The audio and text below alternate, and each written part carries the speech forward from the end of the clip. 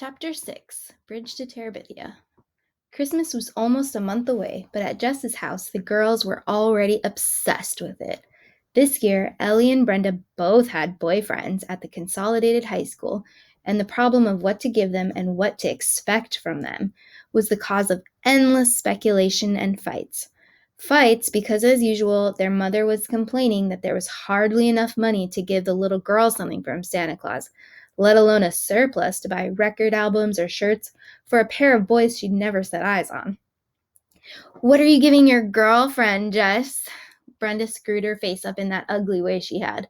He tried to ignore her. He was reading one of Leslie's books, and the adventure of an assistant pig keeper were far more important to him than Brenda's sauce. "Don't you know, Brenda?" Ellie joined in. "Jess ain't got no girlfriend."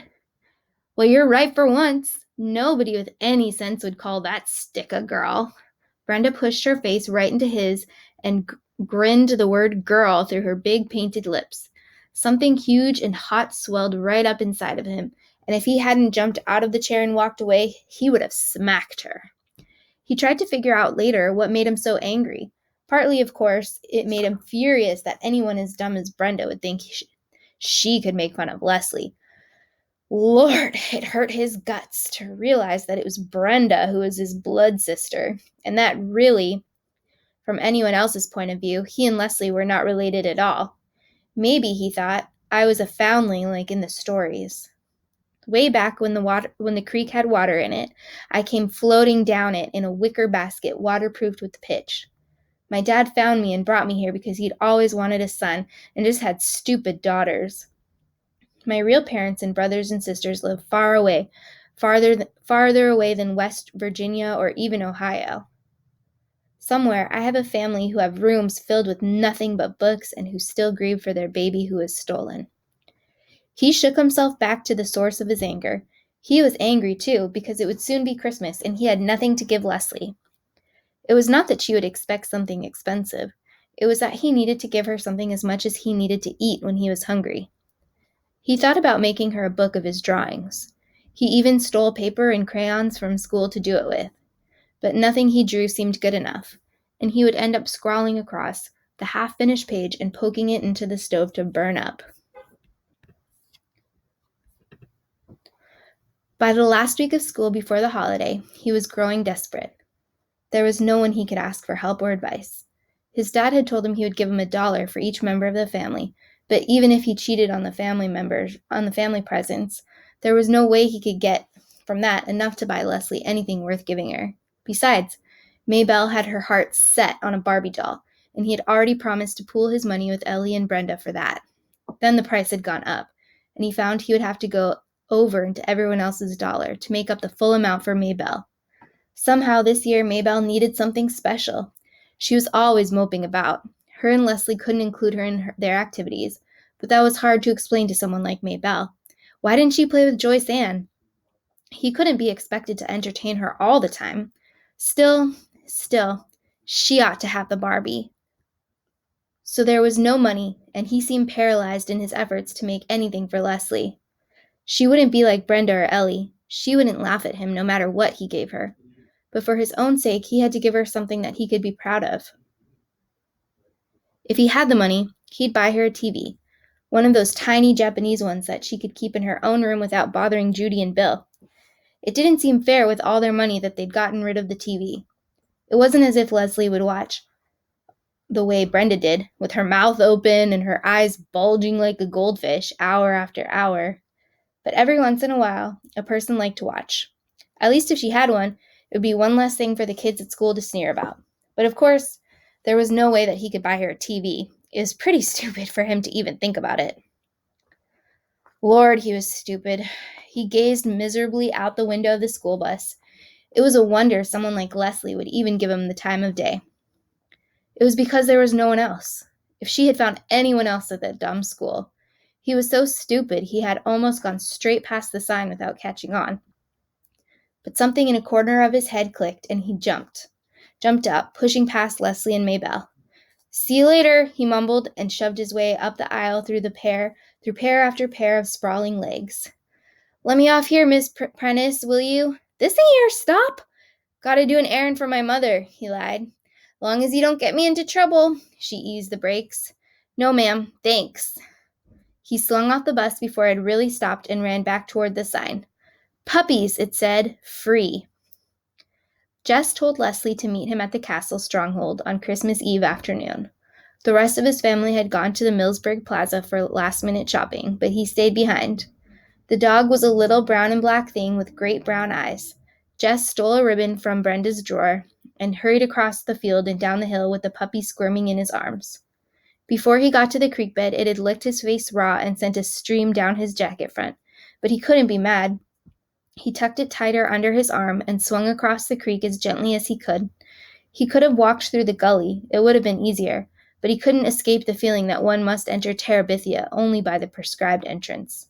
He couldn't let the puppy break the rules. It might mean bad luck for both of them.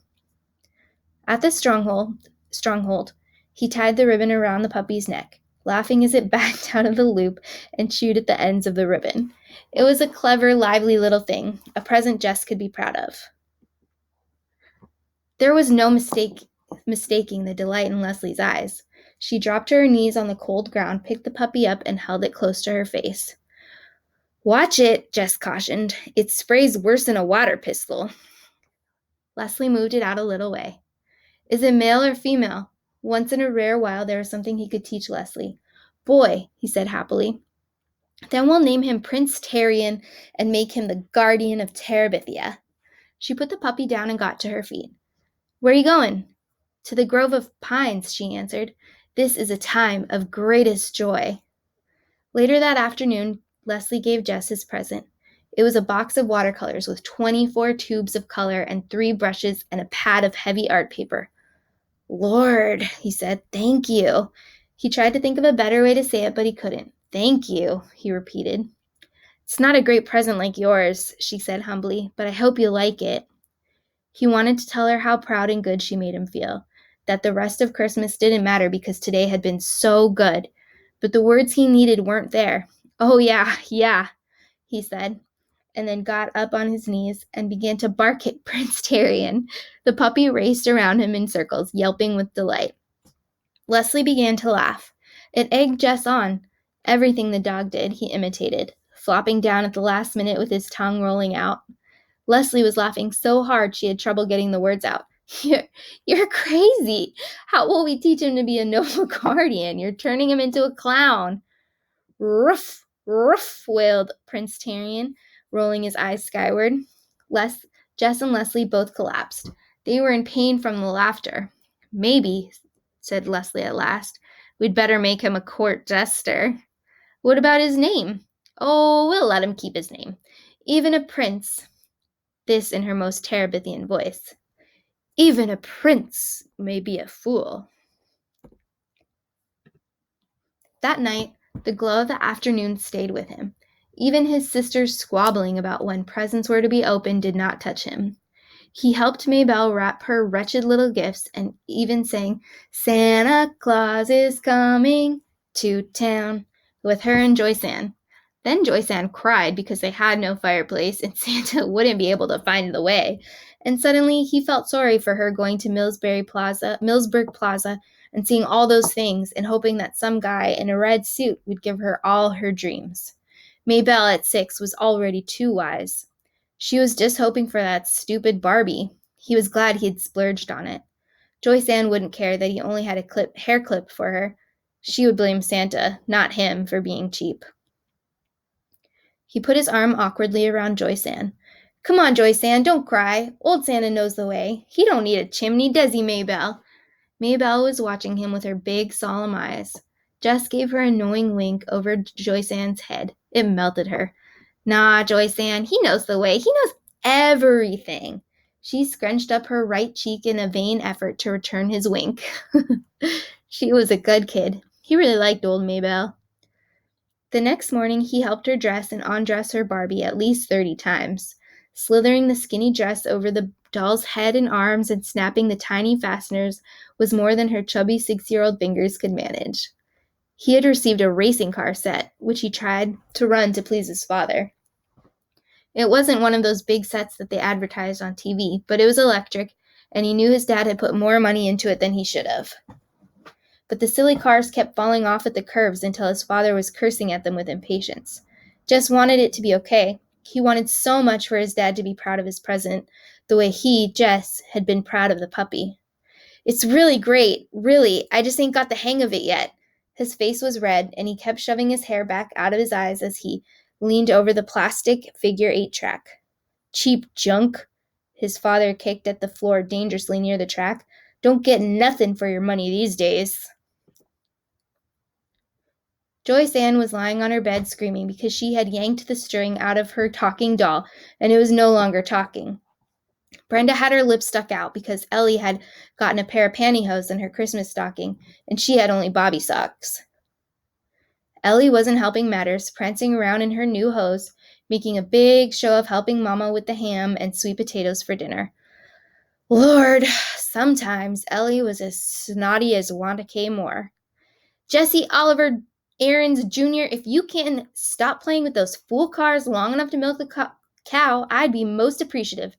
Miss Bessie don't take no holiday, even if you do. Jess jumped up, pleased for an excuse to leave the track which he couldn't make work to his dad's satisfaction. His mother seemed not to notice the promptness of his response, but went on in a complaining voice. I don't know what I'd do without Ellie. She's the only one of you kids who ever cares whether I live or die. Ellie smiled like a plastic angel, first at Jess, then at Brenda, who glared back. Leslie must have been watching for him, because as soon as he started across the yard, he could see her running out of the old Perkins place, the puppy half tripping her as it chased circles around her. They met at Miss Bessie's shed. I thought you'd never come out this morning. Yeah, well, Christmas, you know.